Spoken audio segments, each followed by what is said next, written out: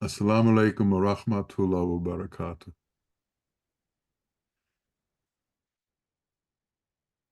We have different modes that we can operate in. We can catch the mind, or we can be controlled by the mind.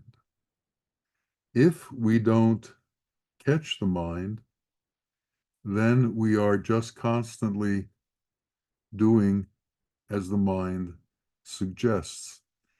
You will notice that your mind doesn't stop thinking.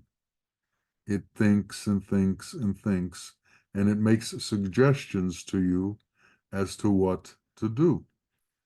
If you follow these suggestions, you may or may not get into trouble, but you have to have the self-control and the self-knowledge as to what should be followed and what should not be followed.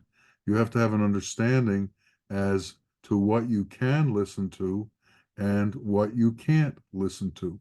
It's just like as if you were with certain friends and they begin to say things that you shouldn't be hearing. The best thing for you to do is to somehow get out of the situation and walk away. Well, it's hard to walk away from your mind because it's inside of you. But you also have to learn how to turn it off and how to stop listening. And even though you hear it, you have to learn how to stop reacting.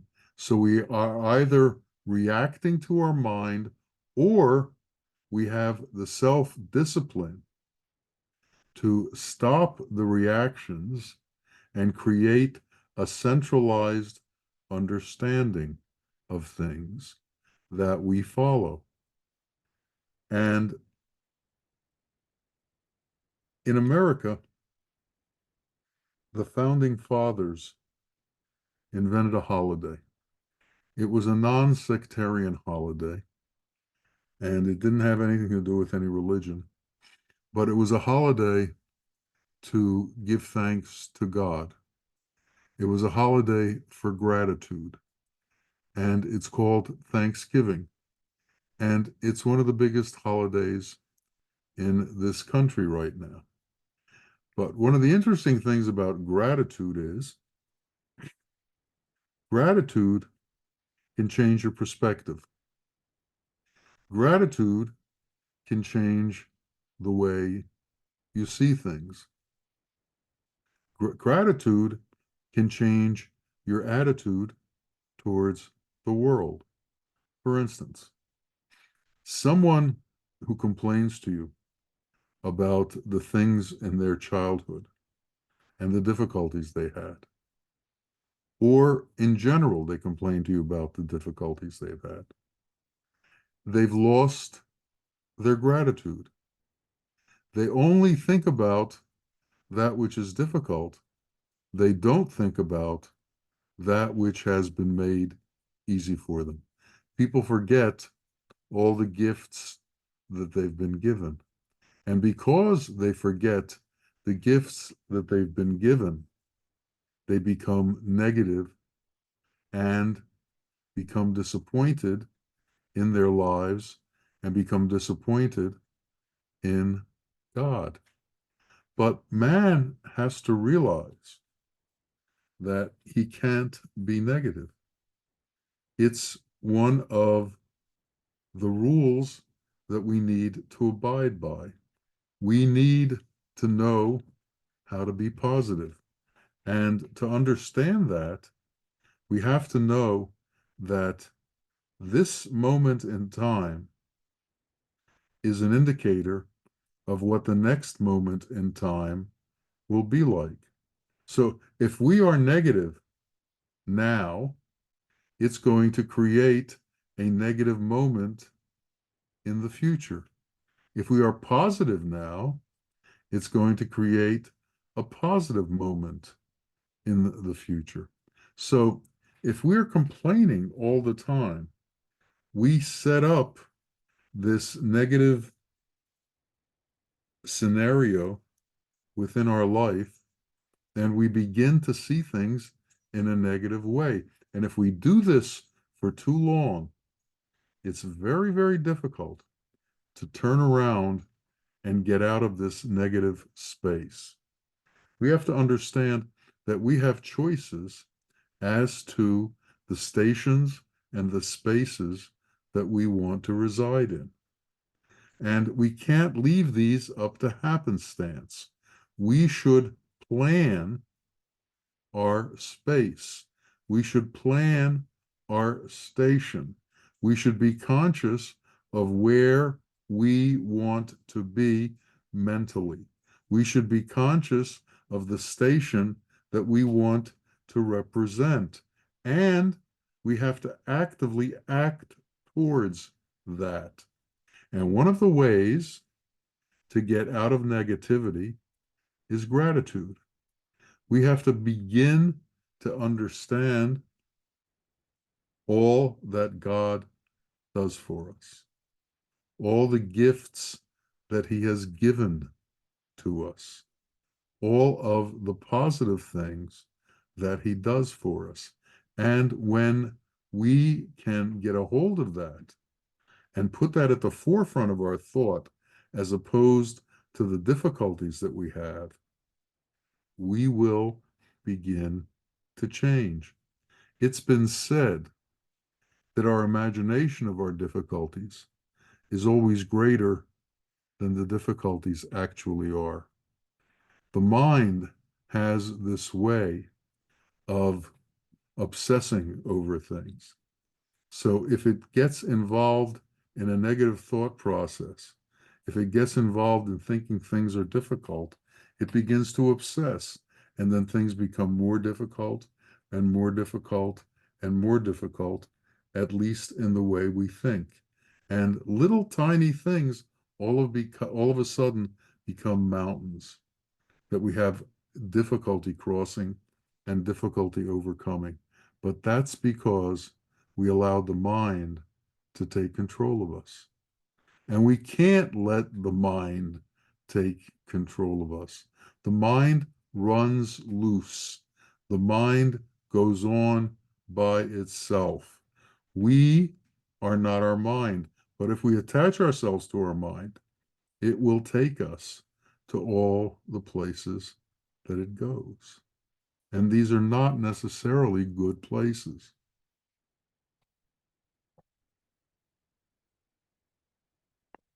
We need to be conscious of that. Now, gratitude is one of the qualities that we need to absorb within our being. Anytime that we have a difficulty doing what's appropriate for God, the answer is almost always the same thing. We have to imbibe one of His qualities and let that quality rule us. If we imbibe that quality, then the rest becomes easy.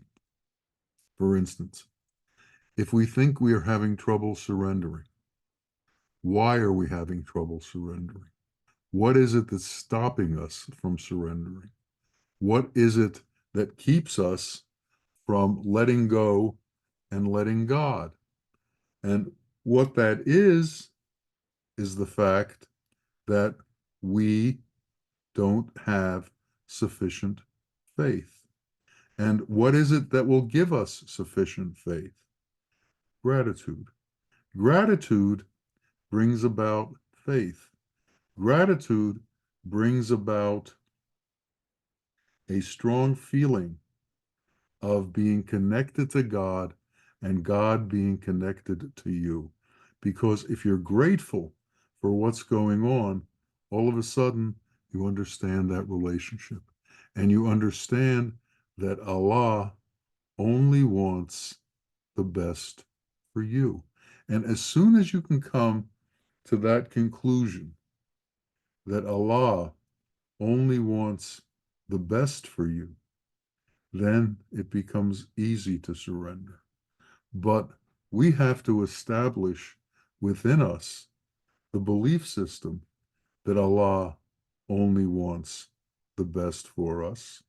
And we have to believe that. That's the way that we make progress towards surrender. That's the way we make progress towards the ultimate goal, which is the victory over this life. And how does that victory over this life occur? It occurs by detaching ourselves from this world and residing within the qualities of God. This is work. This takes effort. And the entire world is against this happening. The entire world is out there telling you that your situation is such that you need more of the world.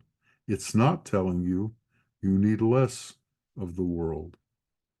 Look at the newspapers. They're full of advertisements. Look at the magazines. They're full of advertisements. Television, radio, all of the media, all of the internet. What's the one common thing that's on all of them? Advertisements. And what are those advertisements for? They're for things in this world, things that you desperately need, or else you are not fulfilling that which is supposed to make you happy. So if you're constantly being told that the way you're made happy is through things, and you hear the same message over and over and over, after a while, many people begin to believe it. How do they sell cars? They sell cars through status. If you buy this car, all of a sudden your worth is greater than if you don't have this car. There was a author, an economist in the late 1800s from Norway, whose name was Thorstein Veblen. And he wrote a book called The Theory of Conspicuous Consumption. And if you get a chance, you might want to look it up. But the point is, he said people don't buy things because of their utilitarian value. They don't buy things because they need them. They buy things to show other people that they have them. They buy things in order to increase their status. They buy things to increase the sense of worth other people have of them. Well, if we think that way, then we are going to do what he said. We're going to buy things to improve our status. But why do we think that way? What is it that brought us to the point where we believe that what other people think of us matters? That the social network is as important to us as our relationship with God. What brought us to that point? Well, in the West, we don't speak about God in the public media very often. We don't speak about God in the schools. So there's this vacuum of God talk. It doesn't exist. And you have to go to special places to find people who actually talk about God. He's not discussed in public venues. It's almost frowned upon.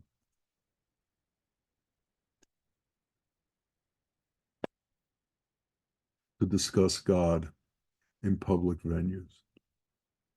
But we, as individuals, have to make a choice. Why do we gather here? We gather here to talk about God. We gather here to learn about God. We gather here to understand our relationship with God. And we gather here to understand that that relationship with God is the most important relationship in our life. And if we don't have that relationship, we don't have anything. So we can collect the entire world. But if we have no relationship with God, we don't have anything. We can be billionaires, but if we don't have a relationship with God, we don't have anything. Somehow, man has lost touch with the reality that this life has a term to it, that this life has a beginning and an end to it. As a matter of fact, if you look at your neck, you will see lines that run around your neck. They actually are there to indicate that one day these lines are just going to strangle you, and that will be the end of what goes on, and you have to move on to the next world. And we need to be prepared for that movement to the next world. If you were on a trip and you were going to Alaska and you were going to Florida, you better pack for both places. You better prepare for both places. Because if you end up in Alaska with summer clothes in the winter, you're going to be very cold. If you end up in Florida with winter clothes for the summer, you'll have nothing to wear. It's like that. We are in this world, but not of this world. We are traveling through this world to the next world. And we have to prepare not just for what goes on in this world. We have to prepare for what's available to us in the next world. Now, no one has seen God. No one has experienced God. But there are men in this world who can teach us about what it is we should expect and what it is that we need to do.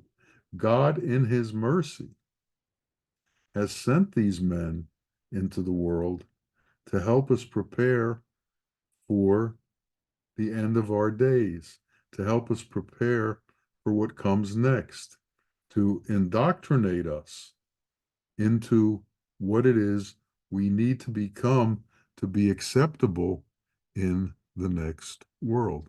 We all have learned what it takes to be acceptable in this world. We've all learned how to act in certain social structures. We've all learned what it takes for us to be able to get along within this world. But what it takes to get along in this world is not what it takes to be acceptable in the next world. God is a power, and God is a purity, and God has no animosities. God has no anger. God has no hastiness. God has no vengeance. God has no resentment. God doesn't have these qualities that separate him from other men. In this world, so much of this world teaches you to separate yourself from other men. Religions spend a lot of time telling everybody their religion is the only way And if you don't follow that religion, you're lost, that you can't find any other way. So what they do is they say, separate yourself from whatever it is you know and come on our path because it is the only real path. God doesn't have a religion. God is peace. God is tranquility. God is contentment. God is this immense power that rules through love. Do we live our life through love? Do we rule our life with love?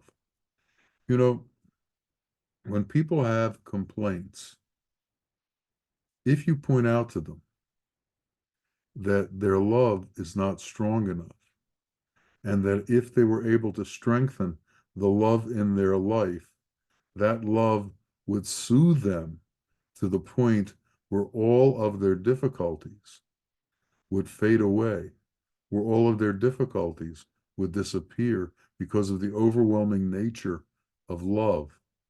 If you could show them that, then they would change perspective. But what happens is people who are stuck in blaming others and blaming God become very, very stubborn. They don't want to leave that space. Somehow it has become a comfort zone for them. This is a very unfortunate thing. When blame becomes comfortable, it's unfortunate. When negativity becomes comfortable, it's unfortunate. It means people are locked into an inappropriate way of seeing things and an inappropriate way of understanding things. And that's why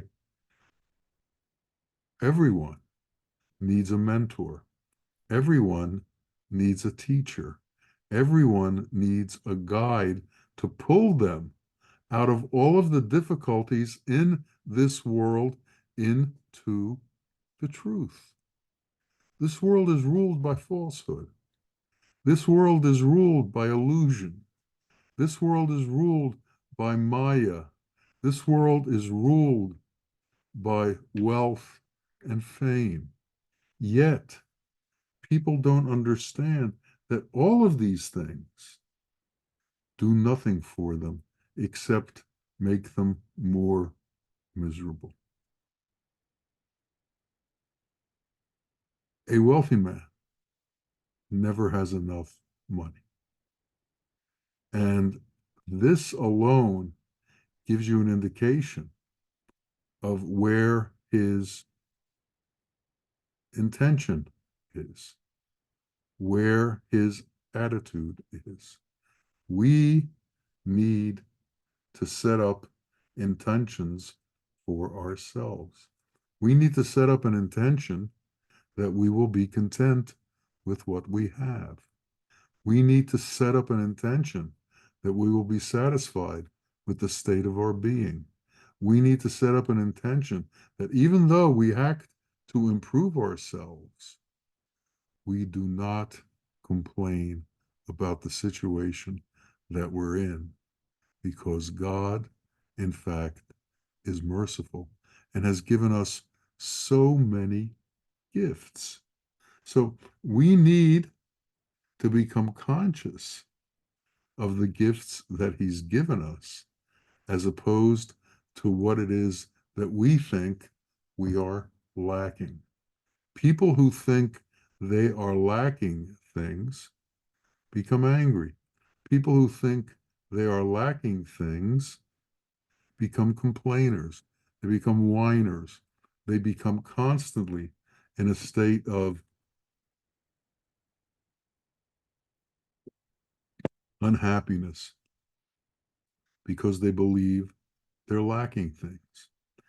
Truthfully, what is it that we need? Do we have food on the table? Do we have enough to eat? Do we have shelter? Do we have people around who love us? This is a lot. Think about that. Think about how important those things are. And think about your relationship with other people. What is the status of your relationship with other people? If you're married, what is the status of the relationship between yourself and your spouse? Is there ultimate trust there? Is there ultimate kindness there? Is there ultimate consistency there? The relationship between man and wife is the most intimate relationship in this world. But more than that, it is also the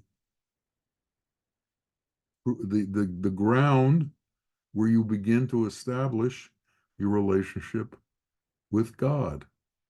If you can establish a holy communion between yourself and your spouse, you can take that next step and establish a holy communion with God. If you don't have a spouse, you need to find a teacher that you can establish a relationship with, a godly relationship with, where you can begin to understand the qualities of the teacher and learn how to imbibe those qualities. The teacher will talk a lot, and he will explain a lot, and he will tell you what it is that you need to do and not do.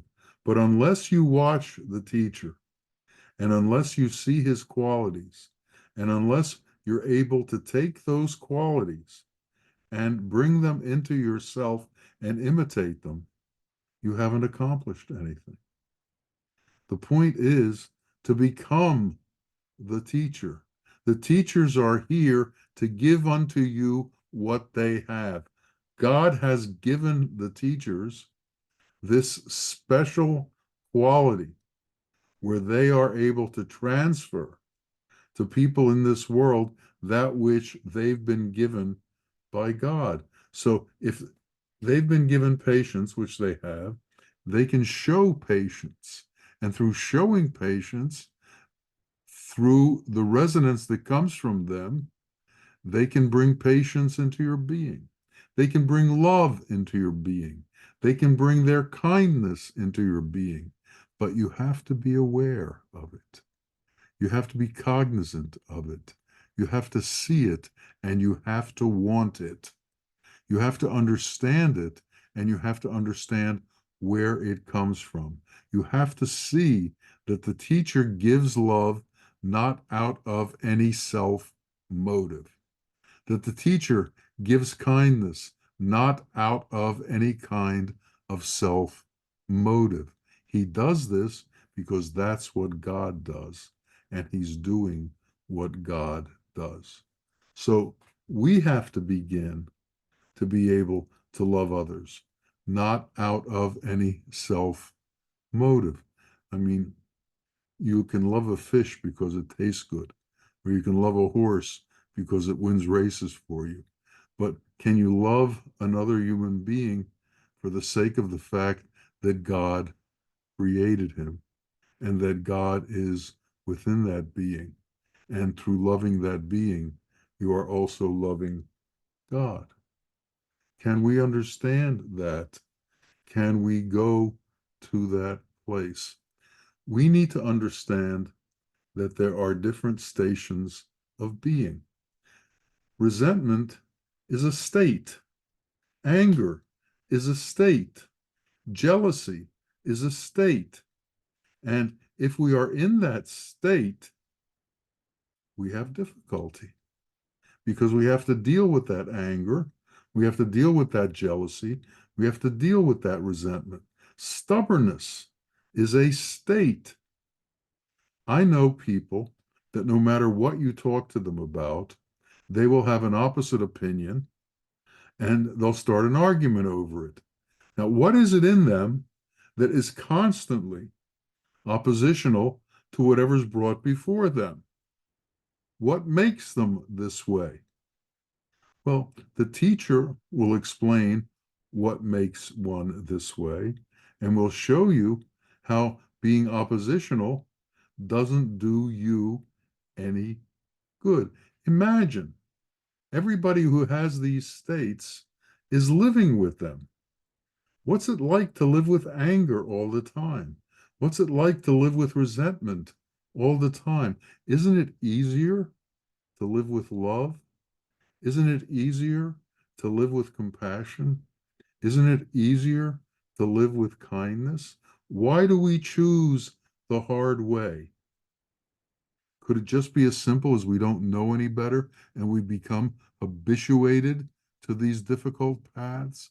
We've become habituated to these hard ways. We need to understand that life can be made simple. And we do that by taking the complication out of our life, by making ourselves simple. And one of the first things that we have to look at is what I call self-motive. We have to stop doing things because of ourselves. We have to stop doing things to make ourselves more important and ourselves bigger. We have to start doing things on behalf of other people. We have to start doing things to be helpful to other people. We have to become of service to this world as opposed to wanting the world to serve us. God gives. God doesn't need anything. God doesn't need to take. He's not looking to take our food. He's only looking to give to us. When we begin to understand that, and we understand the nature of that flow, that there is constantly a flow coming from him into us, and that flow cannot be diminished. And no matter how much is given to us, it is not diminished. No matter how much we take from him, it's not diminished. We then begin to understand that as we give, we will also get, because that flow will come into us. And when we're attached to that which cannot be diminished, what we give cannot be diminished. If you give love, love cannot be diminished, and you'll be able to continue to give love. But what's the interesting thing about what happens when you give love? Love runs through your entire being. Kindness runs through your entire being. And the quality that kindness is, the quality that love is, resonates within you. God allows it to reside within you when you give it away. So when you give God's qualities, God gives you more of his qualities. When you freely give compassion, God is compassionate towards you. When you freely give mercy, God is merciful towards you. And what can be of greater importance to your being than for God to be merciful towards you? When you're with a teacher, and the teacher is a true teacher, you will notice that positive things happen around the teacher. And those positive things are then shared by everybody who's around him. The teacher becomes like rain. When rain comes, it's not just for one person. Everybody within the area where the rain comes gets to share from it.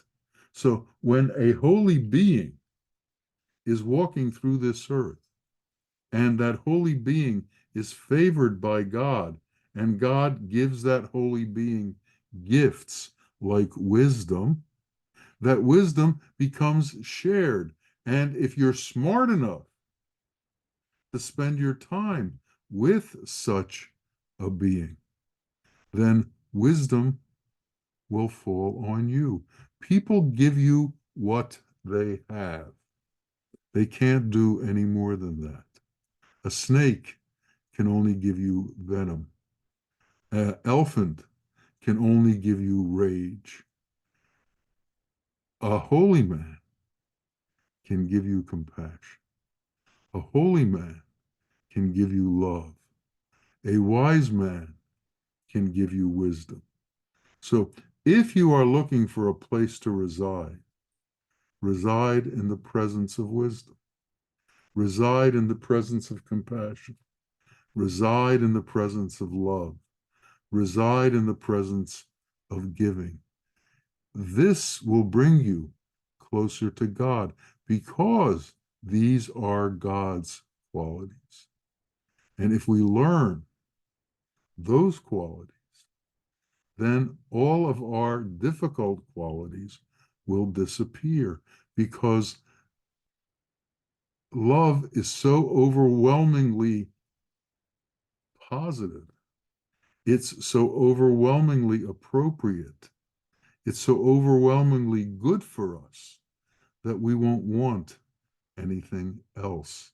We will want to stay in that state, and we will learn how to stay in that state.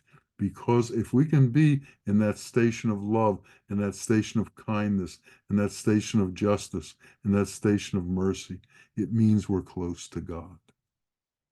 And if we're close to God, then we're moving towards our own freedom.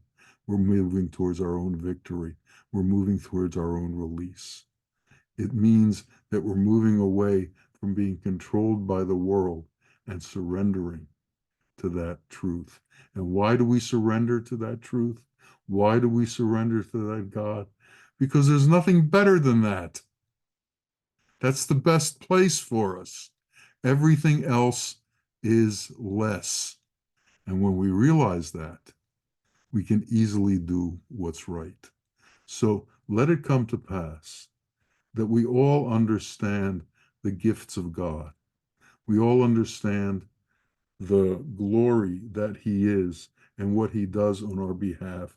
And let us all become grateful and take those gifts, imbibe those gifts, and become in unison with His reality. Amin. Amin. Ya Rabbil Alameen. Assalamu alaikum wa rahmatullah wa barakatuh.